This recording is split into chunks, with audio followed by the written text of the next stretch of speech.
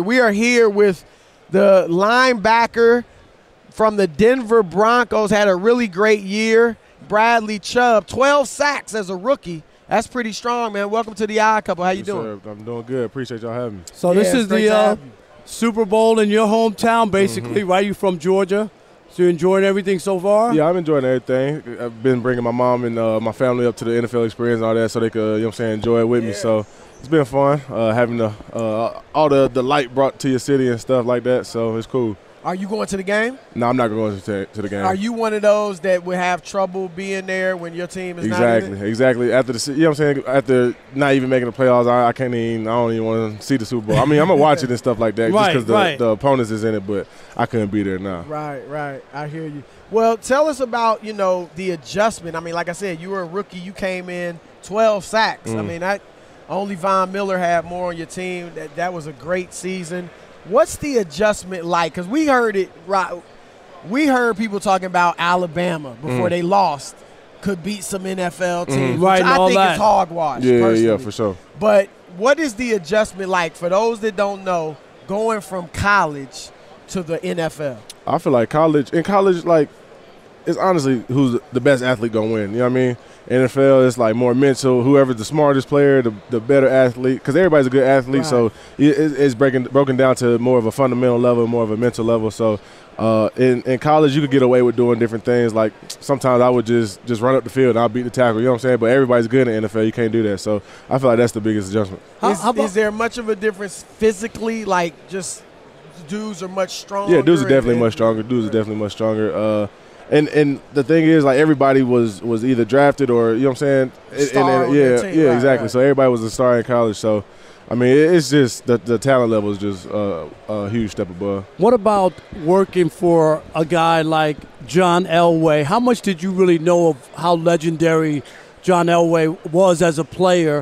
And then when you get to meet him and then he's, the GM and the boss, what is that like? Did you know about him? Yeah, really? for sure. Because you're kind of young. Yeah, I definitely learned a lot more after I've been, a part of the organization and stuff like that. Like, I didn't realize they won back-to-back Super Bowls and stuff like that. So it's cool because he's a legend. You know what I'm saying? No matter what part of the country you grew up in, you know the name John. Everybody know who that is. Everybody knows the name John Elway. So and then having the opportunity to work for him now, he's a great dude. Every time I see him, it's always love. So it's real fun. All he has to do is get the quarterback situation worked out. He no comment. He already learned that. He's a smart guy. But look, you learned the business of football right away when your head coach was fired, Vance Joseph. So what was that like? Were you close to him? Did you feel like it shouldn't have happened? You know what? Well, it's part of the business. Yeah, it's just part of the business. I mean, it's no matter how close you get with a coach or whatever. I mean, at the end of the day, if the team, if the GM, if the president, if all them see that he's not the right fit, then they're going to move on. So, I mean, everybody was talking about it and stuff like that during the season, but we tried to just put that behind us. And, I mean, now that he's gone, it's move on to the next guy, get right with Coach Fangio and learn from there. What do you think you guys need? I mean, look, your defense is strong. Has always been a part. We saw them win a Super Bowl basically with a broken down Peyton Manning because it was all defense. So we know, but to be a complete team, it's just Fangio's a defensive coach. So I'm like, I thought y'all should have hired.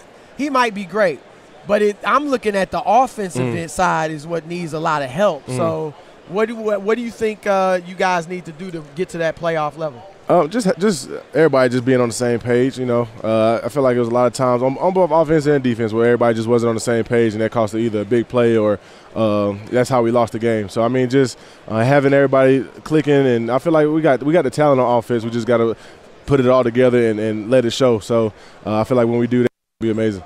I know you got to be tired of seeing the New England Patriots in the Super Bowl, right? Yeah, for sure. And you guys, you know what I mean? Like, wow. Can you believe it?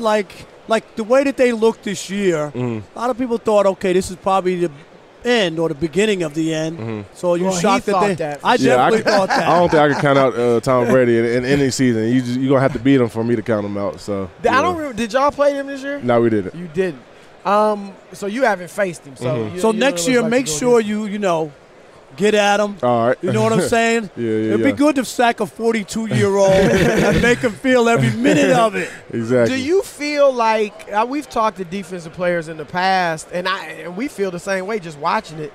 You feel like a lot of times these rules are becoming built for the offense to succeed and not for the defense. Yeah, but at the same time, when you think about it, the fans want to see points put up. Fans want to see elite quarterbacks. Fans want to see, you know what I'm saying? So when you think about it in the terms of entertainment, of entertainment and how I feel like it's going to help us out too. If the more fans watch it, we're going to get, you know what I'm saying? You're an understanding guy. But so, when you like sack a guy and that you can't drive him into the ground and you can't lay on top. Are you conscious of that? Like Cause I never was the guy to try to hurt somebody, so I never jumped on people. If I tackled a guy and I fell on him, I was like, you know what I'm saying, try to come off as quickly as possible. So I understand that people want to see Tom Brady, Patrick Mahomes play. So if we take those guys out, then I feel like that's just going to take a part of the game out that the fans love. Okay, all right, that's a good way to look at it. All right, you are here plugging Panini trading cards. Mm-hmm. So, have you seen your trading card yet? Yeah, for sure. I've been signing them all season long, and I remember we had rookie premiere and stuff out in L.A., and they had printed out the cards for us right then and there. So, yeah. What's it like for you? We grew up in the era when trading cards were huge. What's it like for you to, see your own when you first saw your trading card, right? But also when you see yourself on these video games and stuff. So what are you a big video game guy? Yeah, I like to play Madden a lot, but it's crazy because growing up playing Madden, you playing with other guys, you creating yourself trying to be on it. And now you actually in the game. Now you actually got your own trading card and all that. So it's crazy how just life just come full circle. I was at this elementary school playing with some kids the other day, and then the first thing all of them said to me, I play with you on Madden. I got your trading card. So it's just stuff like that. It's just crazy and it's surreal because I remember when I was that kid doing all that same stuff. Now nowadays though, they get supposedly all your mannerisms and everything. Do you think they have you right? Yeah, I think they do. I'm a little kind of chunky on the game, but it's all good. You're like, what's up with that, right? Let them know. It's all good. And I'm a little faster than that too. Yeah, right? exactly. Well, television puts weight on you. You know what I mean? Camera at 10 pounds. Yeah, exactly. It is 10 pounds. But what about you just talking about being a kid and all that.